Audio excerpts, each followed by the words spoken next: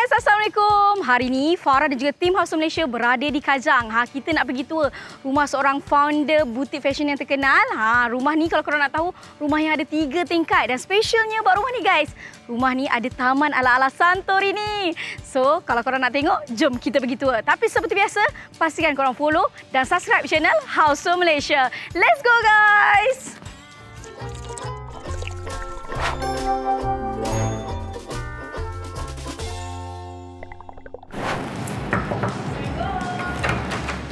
Waalaikumsalam. Hai House of Malaysia. Selamat datang ke rumah saya. Jemput masuk.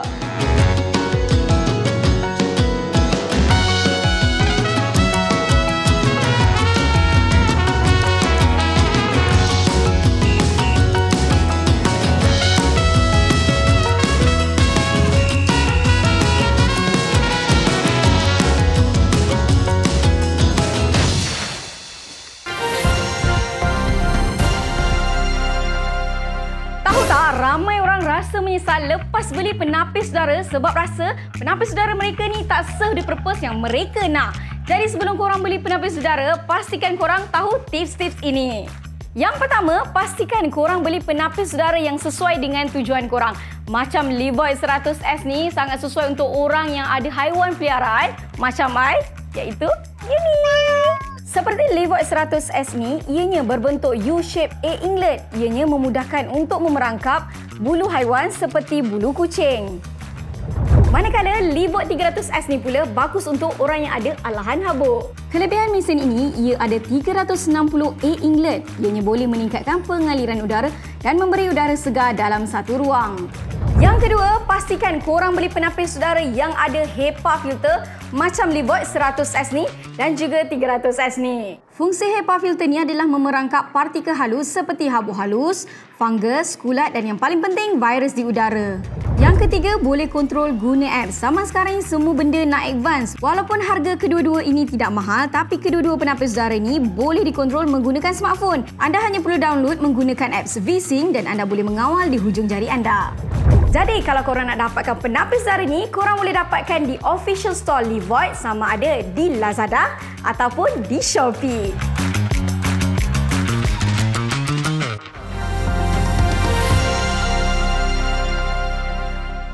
Hai, nama saya Nadia Halim. IG personal saya adalah Nadia Halim 7. Saya bisnes jual baju, brand Oda KL. IG bisnes Oda_KL. And then rumah yang saya duduk sekarang ni adalah di Kajang.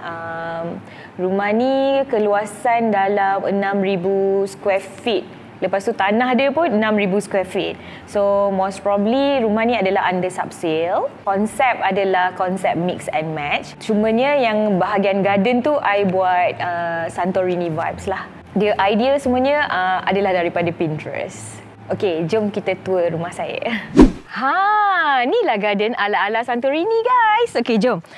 Kalau korang tengok garden ni, ni pun tempat OOTD I juga. Ada spot cactus, ada arch. Lepas tu I masukkanlah elemen-elemen tapak-tapak dinosaur ni. So dia nampaklah sikit Santorini vibes. So yang dekat sebelah sini ni I letak, I tak tahulah apa nama pokok ni. So I rasa I panggil dia pokok daun pisang je. Tujuan I letak pokok ni sebab I nak cover dinding-dinding dekat belakang tu. So dia nampaklah macam elemen-elemen hijau tu nampak membuak-buak. Okey, ini adalah kawasan luar rumah I dekat area porch.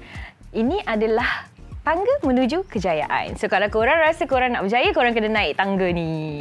Okey, sebelum ni store ini sebenarnya adalah store tau korang. Ramai yang tanya I, kenapa store you lawa sangat? Tapi sebab I nak buat pot OOTD. So that's why I buat dia macam tercantik pula. Okey, so sebenarnya ni adalah store. Ini adalah garaj motor tapi tak siap-siap lagi sampai sekarang. So I buat je lah pot OOTD. Okey, inilah dia hobi I. So yang ni adalah motor I and then ni adalah motor husband I. So kita orang selalu weekend ride lah, maknanya breakfast ride. Kalau kita orang ada masa ke lapangan on weekend, kita orang akan pergi ride. Kalau tak ada, maknanya motor tu tersadai je lah dekat sini. Okay, so ini adalah entrance. So I akan letak cermin. Dia punya konsep pun still lagi is under mix and match sebab dia ada ranting. Lepas tu dia ada vase yang estetik. And then berdekatan dengan entrance table ni ada kunci area, maknanya macam I pun tak tahu nak letak apa, so I just macam letak decoration untuk vase je lah. Tapi yang penting adalah kunci kena dekat dengan pintu keluar. And then dekat sini ada buat spot decoration juga. Still minimalist, and the idea and the concept pun I ambil daripada Pinterest. Okay, this is the living area. So dalam banyak-banyak tempat dalam rumah ni, area ni lah yang paling I suka, paling favourite sebab dia ada high ceiling. So the reason why I beli rumah ni pun because of this lah, sebab dia high ceiling. I suka natural lighting, I tak suka rumah yang gelap-gelap, so I suka memang yang terang benderang. So dekat area sini ada cabinet TV. And then kita ada sofa 4-seater, kita ada single-seater. So, actually I suka konsep yang clean. Tapi bila I nak ada combination yang macam, okay, kenapa rumah I nampak macam pale kan? So, I add on single-seater yang colour brick. So, dia akan match dengan bantal yang tu. And then, meja, coffee table. And then ada elemen-elemen yang match dengan brick single-seater ni lah. So, dia ada nampak konsep. I tak tahu konsep apa, dia still lagi konsep mix and match. Okay, so korang mesti excited tengok ranting kering ni kan? Actually, I ambil kat tepi jalan je korang. Ramai yang tanya, korang you beli kat mana? Beli kat mana? Tapi sebenarnya I kutip tepi jalan je. Sebab dia nampak estetik sangat dengan bunga kering dia, dengan ranting kering dia. So, dekat sini kawasan yang kosong. So, I was thinking like, okay, I letaklah ranting kering ni kat sini. So, dia nampaklah macam estetik-estetik sikit. Okay, so ini adalah dining area. So, I pun suka area ni juga sebab meja makan ni facing garden. Kalau korang tengok, nampak tak hijau-hijau kat luar macam tu kan? So, dia berselera lah sikit nak makan. Okay, so ramai juga yang tanya I pasal kerusi dining chair ni. Actually, dining chair ni I beli online je daripada China. So, harga dia kalau dekat sini roughly about 700, 600 macam tu. Tapi I dapat dengan harga 350 je. Okay, so and then konsep dekat island ni sebenarnya sebab rumah ni I beli sub-sale kan. Sebenarnya dia dah macam partly furnished jugalah. So dia punya konsep dulu adalah colour grey, dark grey and all that. So yang ini dia dah I dah ubah sikit lah. Yang ni sebenarnya colour dia gelap tau. Tapi sebab I nak elemen-elemen clean tu, so I laminatekan dia dengan marble. So dia nampaklah konsep yang macam ni. Okay, ini adalah area patio. So, mostly dekat tempat ni adalah tempat kita orang lepak. And then, dekat area sini, kalau korang nampak, dekat atas tu dia dah ada awning kan. Awning tu, I masuk-masuk memang dah siap dah. So, I just add on lampu-lampu style-style cafe sikit. And then, kereta-kereta ni sebab untuk nak nampakkan vibes kena dengan konsep Santorini tu lah.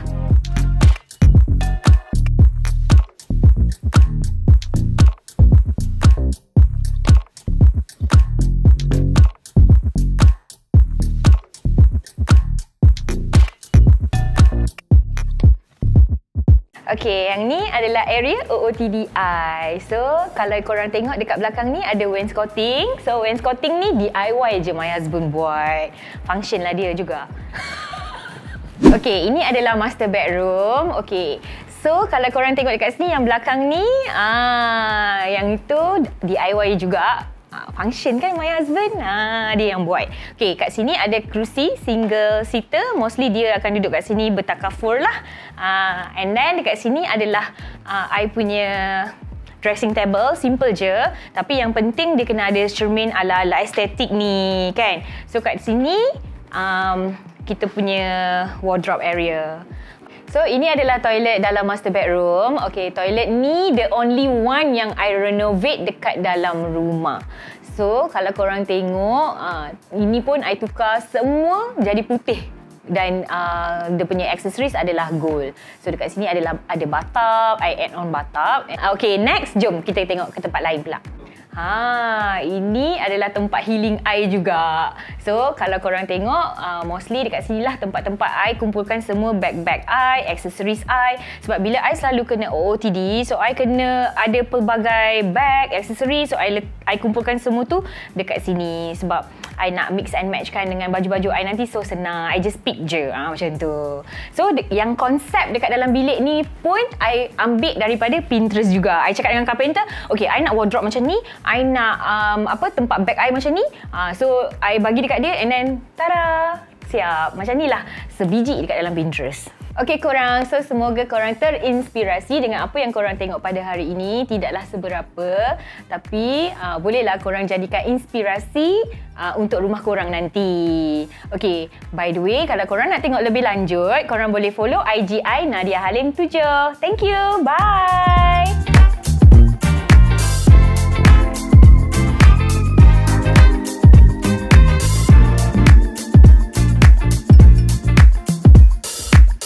Thank you so much Nadia sebab sudi bawa tim House of Malaysia tour rumah yang sangat-sangat cantik ni.